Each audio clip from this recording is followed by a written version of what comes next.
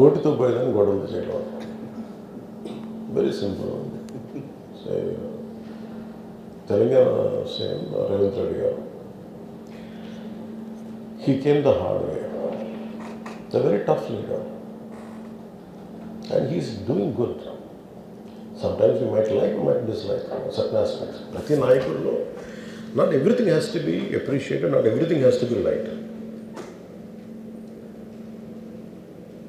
When it comes to this particular incident, the major pending, and first of all, Telangana CM Ravindra Reddy garu, they were never, not unlike previous regime. YCP regime lo leru akkada. YCP regime, without a reason, they picked up a fight. They didn't allow you. నేను ఒక్కొక్క ticket నేను మొన్న కనుక్కున్నాను. వాళ్ళు అడిగిన prizes ఏం ఇస్తామంటే ఊరినప్పుడు curiosity asked them. I said how much was the same ticket అన్నారు. Sir your the 75 rupees ticket which the కూడా సెల్ నా మీకు వచ్చేటప్పటికి అది ఇక్కడ 50 రూపాయలు, మీకు 5 రూపాయలు సార్, ఇక్కడ 75 రూపాయలు, ఏదో 10 రూపాయలు మ్యాక్సిమం. అంటే నా ఫుట్ఫాల్ ఎక్కువ ఉండేది కానీ 5, 10కి 25కి అన్నారు. See, Telangana government is not like that. ఇంకా అక్కడ బెనిఫిట్ షోస్కి they had given a great encouragement, including Salaar, all the big films. I think he's being very courteous, even for Pushpa also. ఎందుకంటే వాళ్ళు అన్ని వేల రూపాయలతోటి they had given benefit shows and things. అంతే కదా, ఇప్పుడు డబ్బులు పెంచకపోతే మీకు రికార్డ్స్ అలా క్రియేట్ చేస్తారు. ఈవెన్ ఫిలిం అదొకటి. Let me finish. అది ఎవరు మొత్తం ఇష్యూనా లేదా రెండు పక్షాలు ఉన్నాయి కదా, ఏ పక్షం? I'll conclude that. నేను ఒక ఓపెనింగ్ రిమార్క్ ఇచ్చాను, I'll conclude that. Let me conclude. Right. I'll give you a right answer for that. Then, see, there was a, normally you know that, for any actor in India, even for Amitabh Bachchan garu, even when he comes out of his building Jalsa in Bombay, people come, throw, they appreciate him. That's a love and affection. People whomever they like, they show. Even for Shah Rukh Khan. See, it's a normal phenomenon when people అందరూ బయటకు వచ్చి appreciate చేయటం, అందరూ చేతిలో కూడా ఒకసారి it will be కొంచెం tough కూడా, especially when much expected film has released. ఏముంటుంది, హీరో వస్తున్నారంటే ఎక్కువ ఇవ్వండి. నాకు దాని ముందు వెనక నాకు తెలియదు. ఏది నాకు తెలిసింది ఏంటంటే, ఒక థియేటర్కి నేను థియేటర్కి ఎందుకు వెళ్ళానంటే, ఒకటి వాళ్ళు ఫిల్మ్ ఎక్స్పీరియన్స్ని పాడు చేయటం ఎందుకు నేను basic. I think after my third film I stop there. Basic curiosity ఏముంటుంది for any actor, it is a testing time. From a simple hero point of view, why మీరు అందరూ కనుకోవచ్చు, why the hell he has to go to theatre. From a hero's perspective I can say, నేను ఎందుకు థియేటర్కి వెళ్ళాలనుకుంటానంటే, how I'm being tested. Film బాగాలేకపోతే తిడతారు, film బాగున్నప్పుడు I want to feel the appreciation. స్తుతి కావాలి. Even for God you have to say you are great.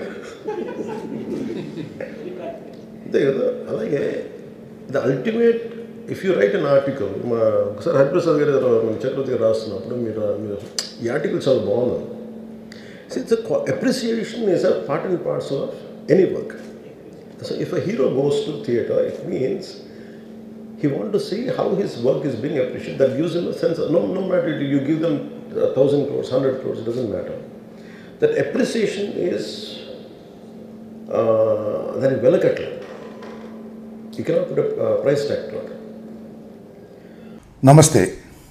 సంధ్యా థియేటర్లో 4వ తారీఖున సంఘటన జరిగింది. రేవతి మరణించింది. 27 రోజుల తర్వాత ఎట్టకేలకు చిట్ట చివరకు సినిమా హీరో గారు, ఆంధ్రప్రదేశ్ ఉప ముఖ్యమంత్రి గారు నోరు విప్పి మాట్లాడారు. మాట్లాడిందంతా కూడా నేను చాలా నిశ్చితంగా విన్నాను. చాలా అన్యాయంగా మాట్లాడినట్టుగా నాకు అర్థమైంది. ఎదుటివారికి చెప్పేటందుకే ఉంటాయి నీతులు, మనం ఆచరించడానికి మాత్రం ఉండవు అని ఒక సామెత ఉంది. పవన్ కళ్యాణ్ గారు మాట్లాడిన మాటలన్నీ విన్నప్పుడు నాకు అది గుర్తొచ్చింది. ఎందుకంటే నేను రిప్రజెంట్ చేసిన నియోజకవర్గం సత్తెనపల్లిలో ఒక సంఘటన జరిగింది. అది 2014 తర్వాత 2019 ఎన్నికలకు ముందు, అంటే 9/2/2019లో కుంకలగుంట అనే గ్రామంలో దిలీప్ చక్రవర్తి గారు తదితర నాయకులు వచ్చి అక్కడ జనసేన ఆఫీస్ను ఓపెన్ చేస్తున్నారు.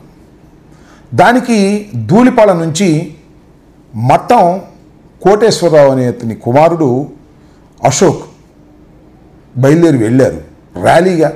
మీకు తెలుసు కదా కుర్రోళ్ళు ఎలా ఉంటారో, చాలా ఉత్సాహంగా ఉంటారు, రూల్స్ అతిక్రమిస్తారు, మోటార్ బైక్లు వేసుకుంటారు, సైలెన్సర్ తీసేస్తారు. అది పవన్ కళ్యాణ్ గారికే కాదు, ఎవరు అయినా కూడా అలా చేసేటటువంటి కార్యక్రమాలు చేస్తూ ఉండటం మనం చాలా సందర్భాల్లో చూస్తాం.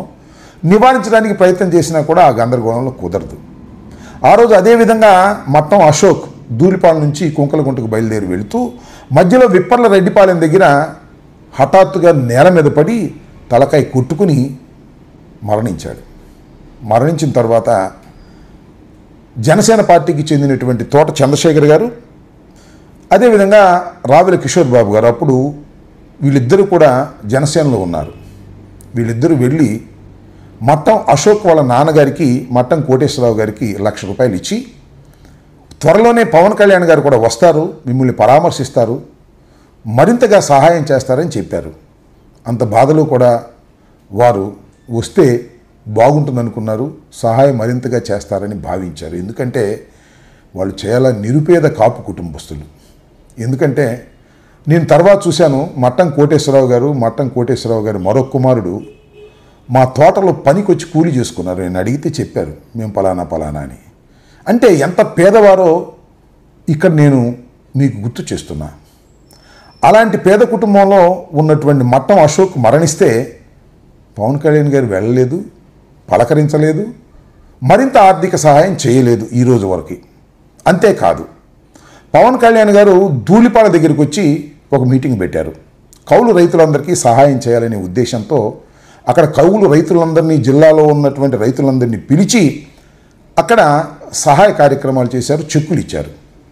ఆ రోజున మట్టం కోటేశ్వరరావు గారు కూడా వస్తారని, అక్కడ ఆయన్ని పలకరిస్తారని, మట్టం కోటేశ్వరరావు గారి ఇంటికే పవన్ కళ్యాణ్ గారు వెళ్తారని చెప్పారు.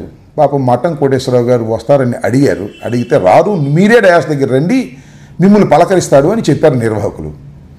పాపం డయాస్ దగ్గరికి వెళ్ళాడు. డయాస్ మీదకి వెళ్ళడానికి ప్రయత్నం చేస్తే కిందకు నెట్టేశారు. ఈ రోజు వరకు వారికి మరింత ఆర్థిక సహాయం అందలేదు. పవన్ కళ్యాణ్ గారి పలకరింపు కూడా వారు నోచుకోలేదు. బహుశా ఈ విషయం వారికి చేరి ఉండకపోవచ్చు, చేరినా గుర్తు ఉండకపోవచ్చు, సహజమైనటువంటి విషయం. అలాగే మరి అల్లు అర్జున్ విషయంలో కూడా జరిగిందని పవన్ కళ్యాణ్ గారు ఎందుకు అనుకోలేకపోతున్నాడు? తోటి నటుడు కదా ఆయన. నేను ఇక్కడ ఒక విషయాన్ని గుర్తు చేస్తా. ఈ సంఘటన జరిగిన తర్వాత రేవతి భర్త భాస్కర్ ఒక ప్రెస్ మీట్లో మాట్లాడుతూ, అల్లు అర్జున్ గారి మేనేజర్ వెంటనే వచ్చాడు, మమ్మల్ని పలకరుస్తూనే ఉన్నారు, రోజు వచ్చి మా యోగక్షేమాలు తెలుసుకుంటున్నారు అని ఆయనే స్వయంగా చెప్పారు. అంటే ఇక్కడ అల్లు అర్జున్ గారు వెళ్ళకపోయినా కేర్ తీసుకునేటువంటి కార్యక్రమం చేశారు అనేది మీరు గుర్తించలేకపోయారు. ఆ తర్వాత 25 లక్షలు ప్రకటించారు. ఆ తర్వాత యూనిట్ అంతా కలిసి 2 కోట్ల రూపాయలు ఇచ్చేటటువంటి ప్రయత్నం కూడా చేశారు. దీన్ని మీరు మర్చిపోయి ఏదో మాట్లాడుతున్నారు. ఇది అన్యాయమని నా అభిప్రాయం. అంతేకాదు, ఇంకొక విషయాన్ని కూడా చెప్తా. లా అండ్ ఆర్డర్ గురించి, లా గురించి మాట్లాడారు. ఏమండి పవన్ కళ్యాణ్ గారు, మీరు వైఎస్ఆర్ కాంగ్రెస్ పార్టీ అధికారంలో ఉన్నప్పుడు మీరు చట్టాన్ని ఏ విధంగా మీ చేతుల్లోకి తీసుకునే ప్రయత్నం చేశారో మీకు కొన్ని గుర్తు చేస్తా. ఒకటేంటంటే, విశాఖపట్నంలో మీరు ఒక మీటింగ్ పెట్టుకున్నారు. ఆ మీటింగ్కి పర్మిషన్ లేదు, మీరు రావడానికి వీలు లేదు అని పోలీసు వారు చెప్పారు. అయినా మీరు విశాఖ ఎయిర్పోర్ట్లో దిగారు. దిగి డైరెక్ట్గా సభాస్థలికో లేకపోతే మీ నివాసానికో వెళ్ళకోకుండా మీరు కారు టాప్ మీదకి వెళ్ళి ఎక్కి చేతులు ఊపుతూ రోడ్ షో చేశారు. అయ్యా, రోడ్ షోకి పర్మిషన్ లేదు, మీరు చెయ్యొద్దు, ఒత్తిడి పెరుగుతుంది అని పోలీస్ వారు మిమ్మల్ని నివారించే ప్రయత్నం చేస్తే మీరు ఏ కామెంట్ చేశారో గుర్తుందా మీకు? ఏం చేశారు? నన్ను ఒక పోలీస్ ఆఫీసర్ వచ్చి వ్యాన్ మీద ఎక్కి నేను చేతులు ఊపుతుంటే నన్ను దిగమంటాడా? ఏంటిది? ఏమిటి అక్రమం, ఏమిటి అన్యాయం అన్నారు.